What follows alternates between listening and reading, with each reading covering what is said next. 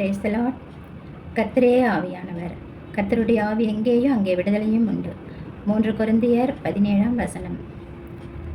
அன்பான மக்கள் அனைவருக்கும் வணக்கம். இன்றைக்கி நான் செய்ய போகிற இந்த சமையல் அது தலைப்பு பார்த்தீங்களா? அந்த தலைப்பு உண்மைன்னு நான் சொல்கிறேன். நீங்கள் என்ன சொல்கிறீங்கன்னு சொல்லுங்கள். சரி, வாங்க வீடியோக்குள்ளே போகலாம். இன்றைக்கி சண்டேங்க. உபவாச நாட்கள் 40 நாள் முடிந்தது. இன்றைக்கி எல்லார் வீட்லேயும் மட்டன் சிக்கன் எடுப்பாங்க. நானும் எடுத்திருக்கேங்க. தலைக்கறி தான் எடுத்திருக்கேன். தலைக்கறி 1 கிலோ 100 கிராம்னு சொல்லி கொடுத்தாங்க. அதில் மூளையும் கொழுப்பும் கூட சேர்த்து போட்டிருக்குறாங்க. இப்போ அதுக்கு தகுந்த மாதிரியான மசாலா எடுக்கிறோம். கொஞ்சம் தேங்காய் எண்ணெய் ஊற்றிக்கணும். மல்லித்தூள் கொஞ்சம், மிளகாத்தூள் கொஞ்சம், கல்லுப்பு கொஞ்சம் போட்டு நல்லா கலக்கி நான் கொஞ்சம் நேரம் ஊற வைக்கிறேங்க. அதுக்கு தேவையான மசாலெல்லாம் எடுத்து ரெடி பண்ணுற வரைக்கும் அது ஊறிட்டுருக்கட்டும்னு நான் மூடி வைக்க போகிறேங்க. நல்லா கலக்கிட்டு அவ்வளோதாங்க, கலக்கியாச்சு.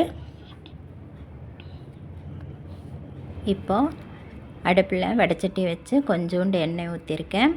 அதுக்கு மசாலுக்கு தேவையான பொருட்கள் எல்லாம் எடுத்திருக்கேன். ஏற்கனவே எடுத்து வச்சுருக்கேன். ஒரு நிமிஷம் பாருங்கள். 4 வரமிளகா. மிளகா ரொம்ப காரங்கிறனால 4 மிளகா எடுத்திருக்கேன். கொஞ்சம் மல்லி, ஜீரகம், குருமிளகு, பட்டை, கிராம்பு, சோம்பு, கொஞ்சம் கருவேப்பிலை, இஞ்சி, பூண்டு இதெல்லாம் எடுத்திருக்கேன். அரிசி, கடலைப்பருப்பு எல்லாம் அந்த ரெண்டும் கொஞ்சம் கொஞ்சம் அதைத்தான் முதல்ல போட்டு வறுத்துட்டு மற்றதெல்லாம் ஒன்றா லைனாக போடுறேன், பார்த்துக்கங்க. கரியாமல் வறுத்தெடுக்கணும். கொஞ்சோண்டு கொத்தமல்லி தலையை அந்த தண்டு பகுதியை அரிஞ்சு போட்டிருக்கேன்.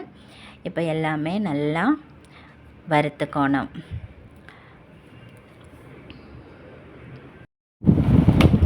எங்கள் 2 பேர்த்துக்கு இவ்வளோ கறி கொஞ்சம் அதிகம்தான். ஆனால் ஆட்டு தலையில் 1/4 கிலோ 1/2 கிலோவெல்லாம் கேட்டால் கொடுக்க மாட்டாங்க. எவ்வளோ வெயிட்டோ அவ்வளோ வாங்கித்தான் ஆகணும். அதனால் வாங்கியாச்சு. இப்போ போதுமான அளவுக்கு தேவையான பதத்துக்கு வறுத்து எடுத்தாச்சு. அதே ஒரு தட்டத்தில் கொட்டிட்டு இப்போ அரிஞ்சு வச்சுருக்கிற வெங்காயத்தை முதல்ல போடுங்க. இதுக்கெல்லாம் கொஞ்சமாக எண்ணெய் ஊற்றினா போதும். ரொம்ப எண்ணெயெல்லாம் ஊற்றக்கூடாது. எனக்கு எண்ணெய் ஊற்றினா பிடிக்காது. அதனால் நான் எல்லாமே கொஞ்சம் கொஞ்சமாக தான் யூஸ் பண்ணுவேன் எண்ணெயை. இப்போது வெங்காயம் முதல்ல போட்டாச்சு. அடுத்தது அந்த 2 தக்காளியும் அரிஞ்சு அதையும் போடுறேன். ஓரளவுக்கு வணங்கினா போதும். ரொம்பவும் எல்லாம் வணங்க வேண்டிய அவசியம் இல்லை. தக்காளி போட்டால் கொஞ்சம் உப்பு போடணும். அது போட்டாக்கா கொஞ்சம் சீக்கிரம் வணங்கிருங்கிறது உண்மை தான். அது போட்டு வணக்கணும். இப்போ தக்காளி வெங்காயம் வணக்கினதை எடுத்து ஒரு தட்டில் போட்டேன். இப்போ கறி தாளிக்கணும். அதுக்கு ஏற்கனவே அரிஞ்சு வச்சுருக்கிற வெங்காயம், 2 பச்சை மிளகாய், 1 தக்காளி போட்டு வணக்கிறேன். அதுக்கப்புறம் கறியை தேங்காய் எண்ணெயில் ஊற வச்சுருக்கோம். அதையை வடைச்சட்டியில் கொட்டி நல்லா வணக்கணும். தேவையான உப்பு போடணும். உப்பு 2-3 இடத்துல போட்டிருக்கேன். எண்ணெயில் ஊற வைக்கும் பொழுது ஒரு தடவை, தக்காளி வெங்காயம் வணக்கும்போது ஒரு தடவை, இப்போ தாளிக்கும்போது ஒரு தடவை போட்டிருக்கேன். அதனால் பார்த்து போடணும். இப்போ கறியை வணக்கணும். கறியில் எண்ணெய் தண்ணி வந்துக்கிட்டே இருக்கும். அந்த தண்ணி வத்துற வரைக்கும் நம்ம வணக்கணும். தண்ணியோட மசாலா போடும் பொழுது அது டேஸ்ட் அவ்வளோவா கிடைக்காது. அதில் வர தண்ணி பூரா வற்றிடணும். இப்போ வறுத்து வச்சுருக்கிற மல்லி, மிளகா மசாலா நல்லா நைஸாக அரைச்சிட்டு வந்துடணும். அரைச்சிட்டு தேவையான அளவுக்கு அதில் இப்போ கறியில்